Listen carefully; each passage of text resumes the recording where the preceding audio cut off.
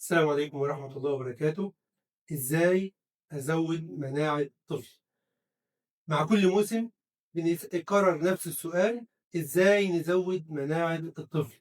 إيه هو الحل السحري اللي نعمله عشان مناعة طفلي تبقى أحسن وأفضل؟ كونه السري هو لا شيء.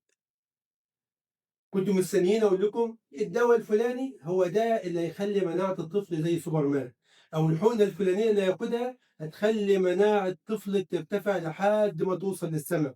ولكن الحقيقة بتقول إن مناعة الطفل زيها زي وزنه زي طوله، بيحتاج أيام وشهور ورعاية عشان نوصل للمناعة المطلوبة. فهي إيه هو الحل السحري اللي يظبط مناعة الطفل؟ هو إن إحنا نظبط الساعة البيولوجية.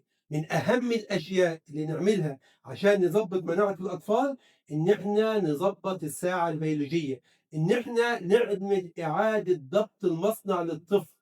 بالظبط، الساعة البيولوجية إيه هي؟ وإيه أهم 5 حاجات يظبطوا الساعة البيولوجية؟ الساعة البيولوجية زي ما قلت إن إحنا نعمل إعادة ضبط المصنع للطفل.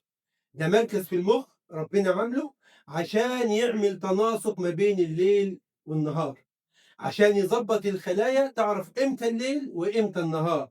فلما النور يقل ويجي الليل يبدأ الجسم يطلع هرمون النوم ويطلع هرمون النمو، ولما النهار يطلع يبدأ الجسم يطلع هرمون النشاط اللي هو الكورتيزول.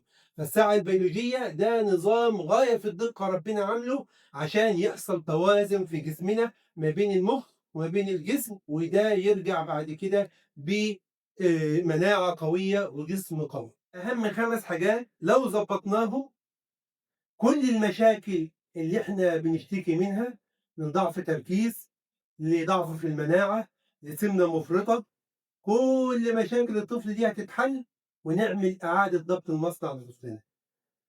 أول حاجة وأهم حاجة، لازم الطفل ينام كل يوم في وقت محدد، يروح للسرير كل يوم في ساعة معينة، وبكده يبدأ المخ يتدرب إن ده وقت النوم فيطلع هرمون النوم اللي هو الميلاتونين، وده يخلي الطفل يدخل في مرحلة النوم العميق اللي الجسم بعدها يطلع هرمون النمو اللي هو مسؤول عن كل حاجة كويسة في الطفل، مسؤول عن نمو العظام، مسؤول عن نمو جسمه، مسؤول إن هو يعيد تكوين الأنسجة من جديد، مسؤول إن هو يشيل الخلايا الميتة من جسمه، مسؤول إن هو يزود مناعة الطفل ويكون خلايا مناعية جديدة من البروتينات.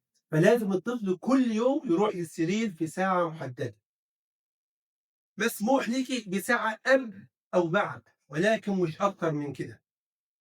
الحاجة التانية، لازم الطفل ياخد كفايته من النوم، وفي الجدول اللي هيظهر ورايا ده كل عمر مع عدد الساعات المناسبة للنوم في العمر ده.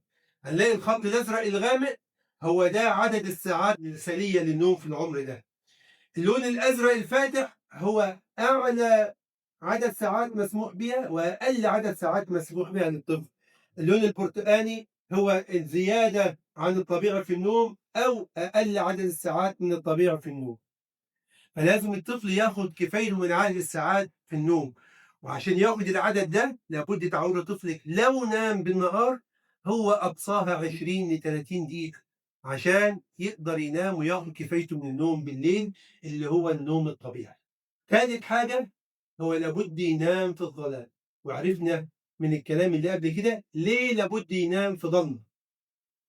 رابع حاجة، لابد يبعد بساعة على الأقل قبل النوم عن طريق كل الأجهزة الإلكترونية، كده يبعد عن الضوء الأزرق، وبكده لما يوصل لمرحلة النوم يكون مهيأ إنه ينوم نوم هادي وصح.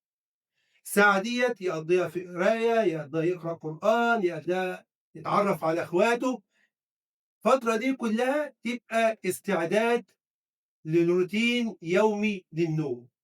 خامس حاجة، إن هو لازم يتعرّض للشمس كل يوم، لازم يتعرّض للشمس ويخرج في الجو المفتوح في الوقت اللي الشمس ما تضرّوش فيه زي وقت الغروب أو وقت الشمس بدري، يلعب، يتحرّك، يمارس رياضة، يمشي، يبقى في جو مفتوح. ده بيقلل التوتر ويقلل هرمونات التوتر ويخلّي الطفل أقل عصبية، وفي نفس الوقت يبقى عنده استعداد طبيعي لنوم طبيعي.